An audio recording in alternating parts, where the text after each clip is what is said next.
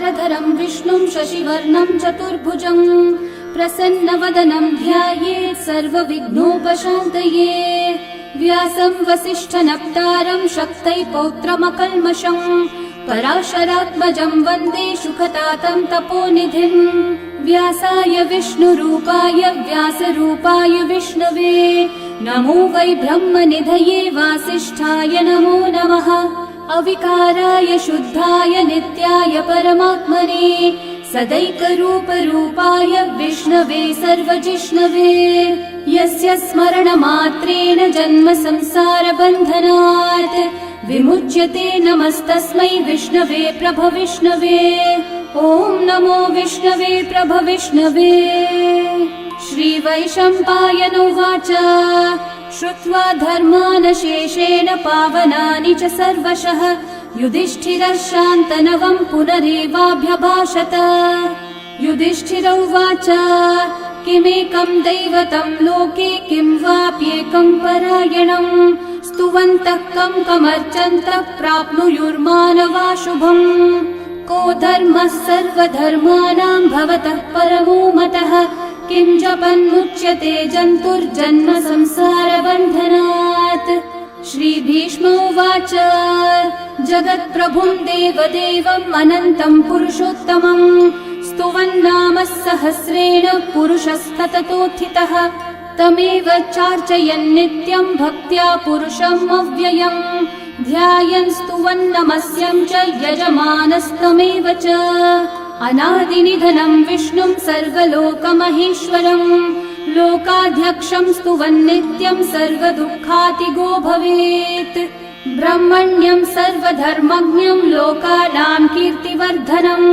लोकनाथं महद्भूतं सर्वभूतभवोद्भवम्। एष मे सर्वधर्माणां धर्मोऽधिकतमो मतः यद्भक्त्या पुण्डरीकाक्षं स्तवैरर्चैर्नरः सदा। परमं यो महत्तेजः परमं यो महत्तपः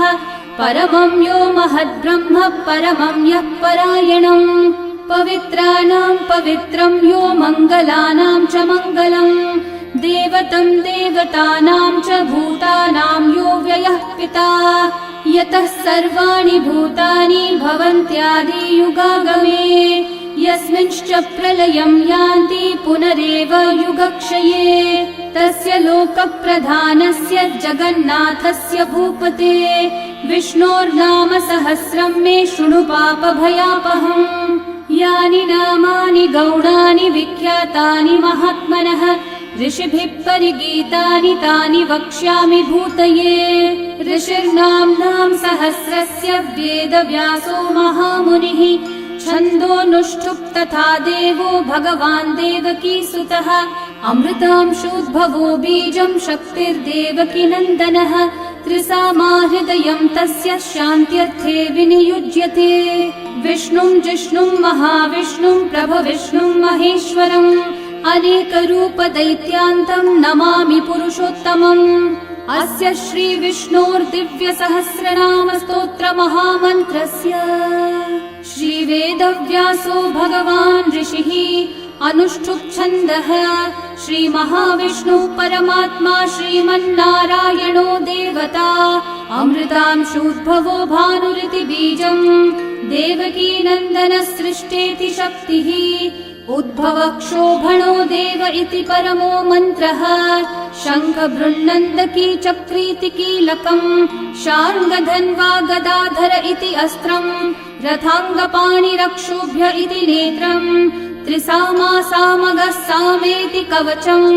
आनन्दं परब्रह्मेति योनिः ऋतुः सुदर्शनः काल इति दिग्बन्धः श्रीविश्वरूप इति ध्यानम् श्रीमहाविष्णुः प्रीत्यर्थे सहस्रनाम जपे विनियोगः।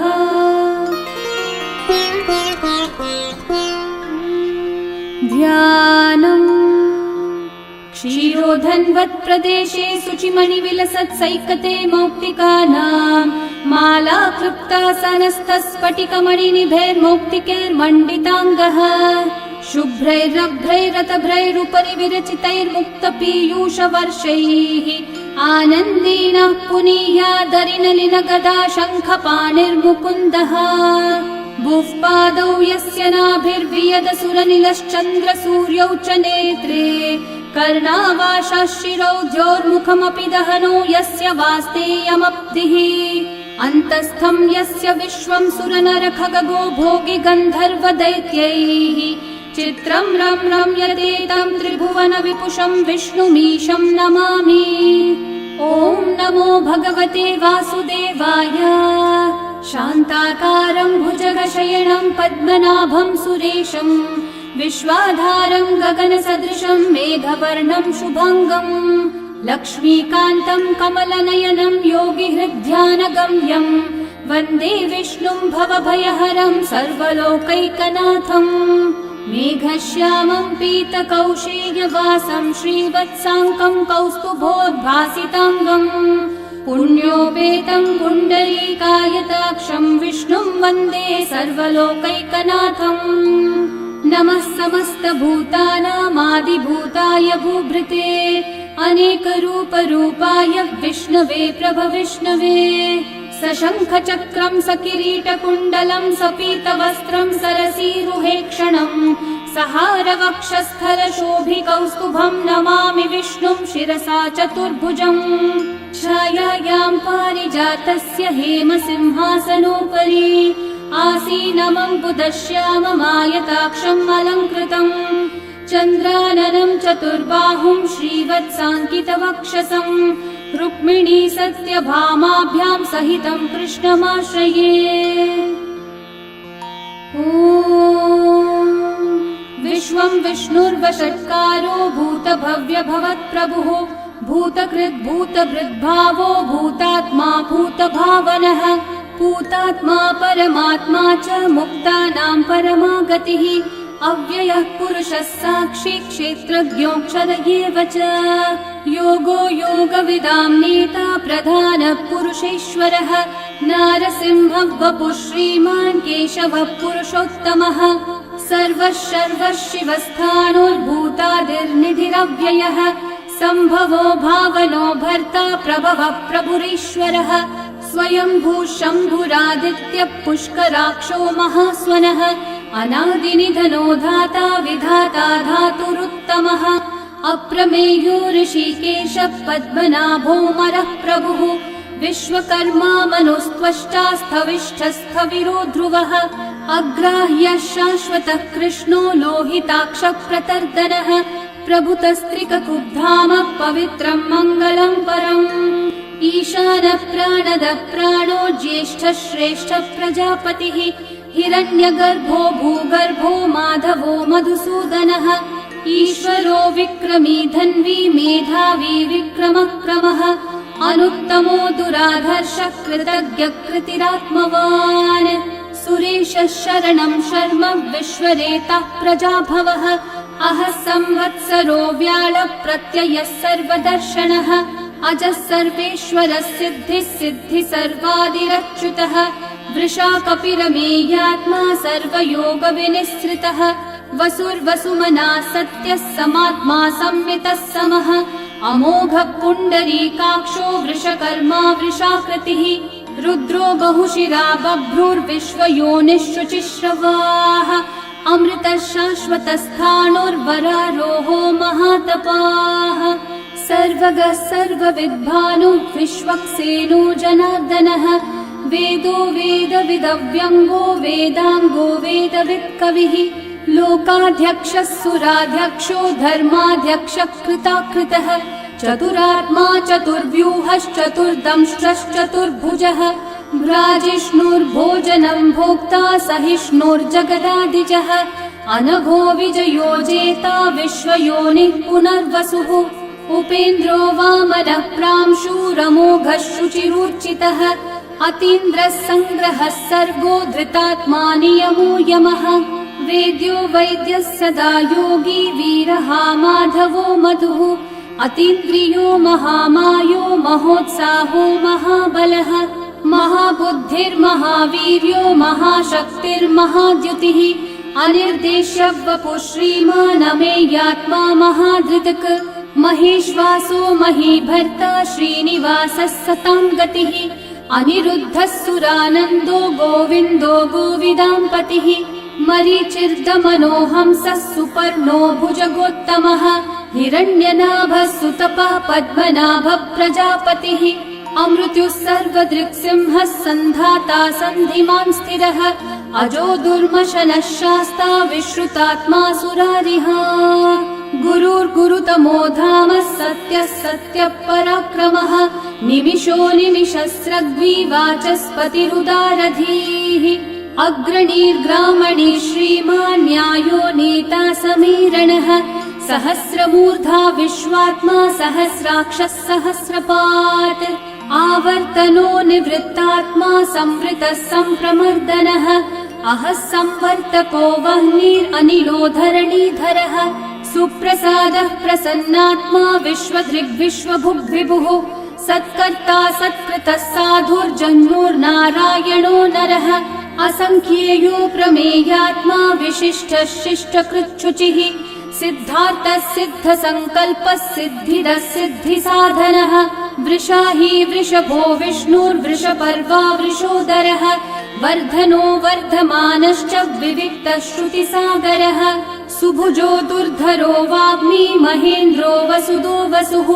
नैकरूपो बृहद्रूपः क्षिपिविष्टप्रकाशनः ओजस्तेजोद्युतिधरः प्रकाशात्मा प्रतापनः ऋद्धः स्पष्टाक्षरो मन्त्रश्चन्द्रांशूर्भास्करद्युतिः अमृतांशूद्भवो भानुः शशबिन्दुः सुरेश्वरः औषधं जगतः सेतुः सत्यधर्मः पराक्रमः भूतभव्यभवन्नाथः पवनः पावनो नलः कामः कामकृत्कान्तः कामः कामप्रदः प्रभुः युगादिकृद्युगावर्तो नैकमायो महाशनः अदृश्यो व्यक्तरूपश्च सहस्रजिदनन्तजित् इष्टो विशिष्टशिष्टेष्ठः शिखण्डी नहुषो वृषः क्रोधः क्रोधकृत्कर्ता विश्वबाहुर्महीधरः अच्युतः प्रथितः प्राणः प्राणदो वासवानुजः अपान्निधिरधिष्ठानम् अप्रमत्तः प्रतिष्ठितः स्कन्दः स्कन्दद्धरो धुर्यो वरदो वायुवाहनः वासुदेवो बृहद्भानुरादिदेवः पुरन्दरः अशोकस्थारणस्थारः शूरः शौरिर्जनेश्वरः अनुकूलः शतावर्तः पद्मी पद्मनिभीक्षणः पद्मनाभोरविन्दाक्षः पद्मगर्भः शरीरभृत् महर्धिरिग्धो वृद्धात्मा महाक्षो गरुडध्वजः अतुलः शरभो भीमः समयज्ञो हविर्हरिः सर्वलक्षणलक्षण्यो लक्ष्मीवान् समितिञ्जयः विक्षरो रोहितो मार्गो हेतुर्दामोदरः सहः महीधरो महाभागो वेगवानमिताशनः उद्भवक्षोभणो देवः श्रीगर्भः परमेश्वरः करणं कारणं कर्ता विकर्ता गहनो गुहः व्यवसायो व्यवस्थानः संस्थानस्थानदो ध्रुवः परर्धि परमस्पष्टः तुष्टः पुष्टः शुभेक्षणः रामो विरामो विरतो मार्गो नेयो नयो नयः वीरशक्तिमतां श्रेष्ठा धर्मो धर्मविदुत्तमः वैकुण्ठः पुरुषः प्राणः प्राणदः प्रणवपृथुः हिरण्यगर्भः शत्रुघ्नो व्याप्तो वायुरधोक्षजः ऋतुः सुदर्शनः कालः परमेष्ठी परिग्रहः उग्रः संवत्सरो दक्षो विश्रामो विश्वदक्षिणः विस्तारस्थावरस्थाणु प्रमाणं बीजमव्ययम् अर्थोऽनर्थो महाकोशो महाभोगो महाधनः अनिर्विण्णस्थविष्ठो भूर्धर्मयूपो महामखः नक्षत्रनेमिर्नक्षत्री क्षामः क्षामः समीहनः यज्ञयुज्यो महेज्यश्च क्रतुः सत्रं सतां गतिः सर्वदर्शी विमुक्तात्मा सर्वज्ञो ज्ञानमुत्तमम् सुव्रतः सुमुखः सूक्ष्मः सुघोषः सुखदः सुहृत् मनोहरो जितक्रोधो वीरबाहुर्विदारणः स्वापनः स्ववशो व्यापी नैकात्मा नैककर्मकृत् वत्सरो वत्सलो वत्सी रत्नगर्भो धनेश्वरः धर्मकृद्धर्मी सदसक्षरमक्षरम् अविज्ञाता सहस्रांशूर्विधाता कृतलक्षणः गभस्तिनेमि सत्त्वस्थः सिंहो भूतमहेश्वरः आदिदेवो महादेवो देवेशो देवभृद्गुरुः उत्तरो गोपतिर्गोप्ता ज्ञानगम्यः पुरातनः शरीरभूतभृद्भोक्ता कपीन्द्रो भूरि दक्षिणः सोमपोऽमृतपः सोमः पुरुजित्पुरुसत्तमः विनयोजयः सत्यसन्धो दाशारः सात्वतां पतिः जीवो विनयिता साक्षी मुकुन्दोऽमितविक्रमः अम्भो निधिरनन्तात्मा महोदधिशयोऽन्तकः अजो महार्हः स्वाभाव्यो जितामित्रप्रमोदनः आनन्दो नन्दनो नन्दः सत्यधर्मा त्रिविक्रमः महर्षि कपिलाचार्य कृतज्ञो मेदिनीपतिः त्रिपदस्त्रिदशाध्यक्षो महाशृङ्गकृतान्तकृत् महावराहो गोविन्दः सुषेणः कनकाङ्गदी गुह्यो गभीरो गहनो गुप्तश्चक्रगदाधरः वेधास्वाङ्गोचितः कृष्णो दृढसङ्कर्षणोच्युतः वरुणो वारुणो वृक्षः पुष्कराक्षो महामनाः भगवान् भगहानन्दी वनमाली हलायुधः आदित्यो ज्योतिरादित्यः सहिष्णुर्गतिसत्तमः सुधन्वा खण्डपरशुर्दारुणो द्रविणप्रदः दिवस्पृक् सर्वदृग्व्यासो वाचस्पतिरयो निजः त्रिसामासामगः सामन्निर्वाणम् भेषजम्भिषक् सन्न्यासकृच्छमः शान्तो निष्ठा शान्तिपरायणम् शुभाङ्गः शान्तिदः सृष्टा कुमुदः कुवलेशयः गोहितो गोपतिर्गोप्ता वृषभाक्षो वृषप्रियः अनिवर्ती निवृत्तात्मा संक्षेप्ताक्षेमकृच्छिवः श्रीवत्सवक्षा श्रीवासः श्रीपतिः श्रीमतांवरः श्रीधः श्रीशः श्रीनिवासः श्रीनिधिः श्रीविभावनः श्रीधरः श्रीकरः श्रेयः श्रीमान् लोकत्रयाश्रयः स्वक्षः स्वङ्गः शतानन्दो नन्दिर्ज्योतिर्गणेश्वरः विजितात्मा विधेयात्मा सत्कीर्तिश्चिन्न संशयः उदीर्णः सर्वतश्चक्षुरनीशः शाश्वतस्थिरः भूषयो भूषणो भूतिर्विशोकः शोकनाशनः अर्चिष्मान् अर्चितः कुम्भो विशुद्धात्मा विशोधनः अनिरुद्धो प्रतिरथः प्रद्युम्नोमितविक्रमः कालनेमी निहावीरः शौरी शूरजनेश्वरः त्रिलोकात्मा त्रिलोकेशः केशवः केशिहा हरिः कामदेवः कामपालः कामिकान्तः कृतागमः अनिर्देश्य वपुर्विष्णु वीरोऽनन्तो धनञ्जयः ब्रह्मण्यो ब्रह्मकृद्ब्रह्मा ब्रह्म ब्रह्मविवर्धनः ब्रह्मविद् ब्राह्मणो ब्रह्मी ब्रह्मज्ञो ब्राह्मणप्रियः महाकर्मो महाकर्मा महातेजा महोरगः महाक्रतुर्महायज्वा महायज्ञो महाहविः स्तव्यस्तव प्रियस्तोत्रम् स्तुतिस्तोतारणप्रियः पूर्णपूरयिता पुण्यकीर्तिरणामयः मनोजवस्तीर्थकरो वसुरेता वसुप्रदः वसुप्रदो वासुदेवो वसुर्वसुमनाहविः सद्गति सत्कृति सत्ता सद्भूति सत्परायणः शूरसेनो यदुश्रेष्ठः सन्निवासः सुयामुनः भूता वासो वासुदेवः सर्वासु निलयो नलः दर्पः दर्पदो दृप्तो दुर्धरोऽथा पराजितः विश्वमूर्तिर्महामूर्तिर्दीप्तमूर्तिरमूर्तिमान् अनेकमूर्तिरव्यक्तः शतमूर्तिः शताननः एकोनैकः स वः किं यतत्पदमनुत्तमम् लोकबन्धुर्लोकनाथो माधवो भक्तवत्सलः सुवर्णवर्णो हेमाङ्गो वराङ्गश्चन्दनाङ्गदे वीरः विषमः शून्यो घृताशीरशलश्चलः अमानीमानदो मान्यो लोकस्वामी त्रिलोकधृक् सुमेधा मेधजो धन्यः सत्यमेधाधराधरः तेजो वृषो द्युतिधरः सर्वशस्त्रभृतांवरः प्रग्रहो निग्रहो व्यग्रो नैकः शृङ्गो गदाग्रजः चतुर्मूर्तिश्चतुर्बाहुश्चतुर्व्यूहश्चतुर्गतिः चतुरात्मा चतुर्भावश्चतुर्वेदविदेकपात् समावर्तो निर्वृत्तात्मा दुर्जयो दुरतिक्रमः दुर्लभो दुर्गमो दुर्गो दुरावासो दुरारिहा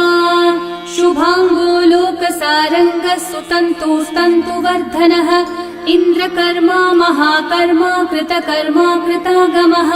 उद्भवः सुन्दर सुन्दो रत्ननाभः सुलोचनः अर्को वाजस्सनः शृङ्गी जयन्तः सर्वविजयी सुवर्णबिन्दु रक्षोभ्यः सर्ववागीश्वरेश्वरः महाहृदो महागर्तो महाभूतो महानिधिः कुमुदः कुन्दरः कुन्दः पर्जन्यः पावनो निलः अमृताशोऽमृतवपुः सर्वज्ञः सर्वतोमुखः सुलभः सुव्रतः सिद्धः शत्रुजिच्छत्रुतापनः न्यग्रोधोदम्बरोऽश्वत्थश्चाणूरान्ध्रनिषूदनः सहस्रार्ची सप्तजिह्वा सप्तैधा सप्तवाहनः अमूर्तिरनघोचिन्त्यो भयकृद्भयनाशनः अनुर्बृहत्कृशस्थूलो गुणवृन्निर्गुणो महान् अधृतस्वधृतस्वास्य प्राग्वंशो वंशवर्धनः भारभृत्कथितो योगी योगीशः सर्वकामदः आश्रमश्रमणश्रामः सुपर्णो वायुवाहनः धनुर्धरो धनुर्वेदो दण्डो दमयिता दमः अपराजितः सर्वसहो नियन्ता नियमो यमः सत्त्ववान् सात्विकः सत्यः सत्यधर्मपरायणः अभिप्रायप्रियार्होर्हः प्रियकृत्कृतिवर्धनः विहाय स गतिर्ज्योतिः सुरचिर्हुतभुक् विभुः रविर्विरोचनः सूर्यः सविता रविलोचनः अनन्तो हुतभुग्भोक्ता सुखदो नैकजोऽग्रजः अनिर्विण्णः सदा मर्षि लोकाधिष्ठानमद्भुतः सनातनतमः कपिलः कपिरव्ययः स्वस्तिदः स्वस्तिकृत् स्वस्ति स्वस्ति भुक् स्वस्ति दक्षिणः अरौद्रः कुण्डली चक्री विक्रमयूर्जितशासनः शब्दातिगः शब्दसः शिशिरः शर्वरीकरः अक्रूरः पेशलो दक्षो दक्षिणः क्षमिनाम्बरः विद्वत्तमो वीतभयः पुण्यश्रवणकीर्तनः उत्तारणो दुष्कृतिः पुण्यो दुःस्वप्ननाशनः वीरः रक्षणः सन्तो जीवनः पर्यवस्थितः अनन्तरूपोऽनन्तः श्रीर्जितमन्युर्भयापहः चतुर्रश्रो गभीरात्मा विदिशो व्यादिशो दिशः अनादिर्भूर्भुवो लक्ष्मी सुवीरो रुचिराङ्गदः जननो जनजन्मादि भीमो भीमपराक्रमः आधारनिलयो धाता पुष्पहास प्रजागरः ऊर्ध्वगः सत्पथाचारः प्राणदः प्रणवप्पणः प्रमाणं प्राणनिलयं प्राणभृत् प्राणजीवनः तत्त्वं तत्त्वविदेकात्मा जन्म मृत्युजरातिगः भूर्भुवः स्वस्तरुस्तारः सविता प्रपितामहः यज्ञो यज्ञपतिर्यज्वा यज्ञाङ्गो यज्ञवाहनः यज्ञभृद्यज्ञकृद्यज्ञी यज्ञगुह्यज्ञसाधनः यज्ञातकृद्यज्ञगुह्यामन्नमन्नादयेव च आत्मयोनिः स्वयं जातो वैखानः सामगायनः देवकीनन्दनः सृष्टा शितीशः पापनाशनः शङ्खवृन्नन्दकी चक्री शार्ङ्गधन्वा गदाधरः रथाङ्गपाणिरक्षोभ्यः सर्वप्रहरणायुधः सर्वप्रहरणायुध ॐ नम इति वनमाली गदी शार्ङ्गी शङ्खी चक्री च नन्दकी श्रीमान्नारायणो विष्णुर्वासुदेवोऽभिरक्षतु वनमाली गदी शार्ङ्गी शङ्खी चक्री च नन्दकी।